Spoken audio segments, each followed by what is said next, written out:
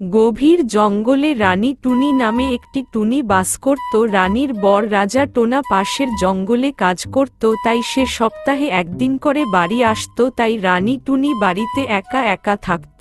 ওই জঙ্গলেই টুনির পাশের বাড়িতে বাস করত কালু কাক ও তার বউ কাকুলি। তারা দুজনেই খুব হিংসুটে স্বভাবের ছিল। কালু কাক ও কাকুলি টুনিকে খুব হিংসে করত। তারা টুনিকে প্রায় সময় বিপদে ফেলতে চেষ্টা করত। এইভাবে কিছুদিন কেটে যায়। একদিন টুনি 3টি ডিম পাড়ে। বাহ, কি সুন্দর 3টি ডিম! টোনা দেখে খুব খুশি হবে, মনে হয় ডিম ফুটতে দেরি হবে, যাই আমি কিছু খাবার খুঁজে নিয়ে আসি। এরপর টুনি খাবার খুঁজতে যাই, কিন্তু এদিকে কাকুলি জানতে পারে টুনি 3টি ডিম পেড়েছে। জানো কালু, ওই টুনি 3টি ডিম পেড়েছে, আমার একটিও ছানা হয়নি, আর ওই টুনির তিনটি ছানা হবে। কালু, তুমি কিছু করো, আমার খুব রাগ হচ্ছে। কিন্তু কি করব, ওর ডিমগুলি ভেঙে দিয়ে আসবো। হ্যাঁ যাও, আমি একটু আগে দেখলাম টুনি খাবার খুঁজতে যাচ্ছে, এই সুযোগে তুমি গিয়ে ওর সব ডিম ভেঙে দিয়ে আসো। হ্যাঁ, এখনই যাচ্ছি। এই বলে কালু টুনির বাড়িতে যাই এবং সেখানে গিয়ে বাড়ি দিয়ে টুনির সব ডিম ভেঙে দেয়। কাজ হয়ে গেছে, এবার টুনি আসার আগে এখান দিয়ে পালাই। কাকুলি, আমি সব ডিম ভেঙে দিয়ে এসেছি। এবার আমি খুব খুশি হয়েছি। এরপর টুনি খাবার না খুঁজে পেয়ে বাড়ি ফিরে এলো।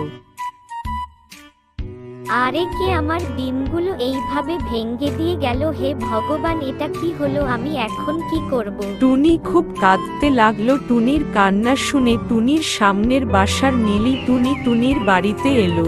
আরে রানী, তোমার কি হয়েছে? তুমি কাঁদছো কেন?